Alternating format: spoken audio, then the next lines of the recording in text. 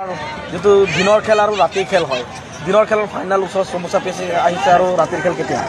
আজি আমাৰ এই বছৰৰ দিনৰ খেলৰ দ্বিতীয়খন ছেমিফাইনেল খেল অনুষ্ঠিত হৈছিলে আৰু দ্বিতীয়খন ছেমিফাইনেল খেলৰ পিছত আমাৰ অহা দেওবাৰ 26 তাৰিখে আমাৰ দিনৰ খেলৰ ফাইনেল খেলখন অনুষ্ঠিত হ'ব আৰু এই খেলত সমূহ খেলপ্ৰেমী ৰাইজক উপস্থিতি আমি কামনা কৰিছোঁ আৰু যেনেকৈ আপোনালোকে প্ৰতি বছৰৰ নিচিনা দেখা পাইছে আমাৰ কাৱৈমাৰীত নৈশ খেল হয় আৰু আমি কাৱৈমাৰীবাসী ৰাইজে আমি খেল বুলি নকওঁ, এইটো আমাৰ ফেষ্টিভেল উৎসৱ বুলি কওঁ।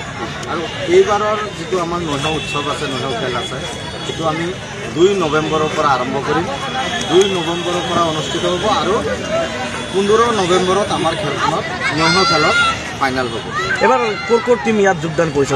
এইবাৰ আমাৰ ইয়াত মণিপুৰ আছে, আমাৰ লোকেল কিছুমান আগৰ খেলা দল আছে, তেজপুৰ আছে, নগাঁও আছে, শ্বিলং আছে আৰু আমি এখন দলক আমি যোগদান কৰিবৰ কাৰণে আমি যোগাযোগ চলাই আছোঁ। য'ত আমাৰ 11জন প্লেয়াৰৰ ভিতৰতে 10জন প্লেয়াৰ আছে নাইজেৰিয়ান, ডাইৰেক্ট নাইজেৰিয়ানৰ তেওঁলোকে জইনিং কৰাৰ এটা সম্ভাৱনা আছে। আমি তেওঁলোকৰ লগত যোগাযোগ অব্যাহত ৰাখিছোঁ। যদি আমাৰ লগত কণ্টেক্ট হৈ যায় তেতিয়াহ'লে সেই দলকো আপোনালোকে ইয়াত খেলখন চাউথ আফ্ৰিকাৰ খেলুৱৈসকলেও খেলিব। নাইজেৰিয়ান খেলুৱৈ তেওঁলোকে 11জনে নিগ্ৰো খেলি আছে।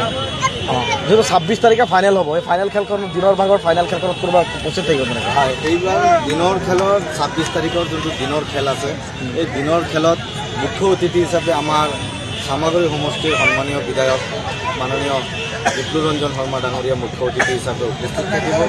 আমি সমূহ খেলপ্ৰেমী ৰাইজক উক্ত খেলখন উপভোগ কৰিবৰ কাৰণে আমি নিমন্ত্ৰণ জনাইছোঁ।